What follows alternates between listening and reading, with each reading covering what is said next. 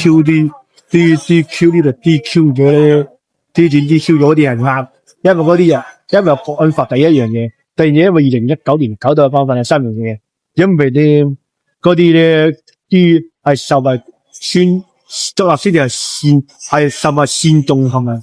係咪係2019年嗰啲人佢哋係啱嘅，係呢個錯，完全錯誤，因為國安法佢哋違反好多國安法嘅，因為 DQ 係覺得啱。你法律嚟講係啱嘅，你如果唔會搞2019年嗰單嘢就唔會 DQ， 總之係2019年嗰啲人搞大咗，書店有份佢自己搞大嘅，就咁多。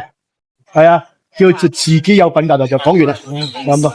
有，得啊，打掂。冇俾佢睇到啦。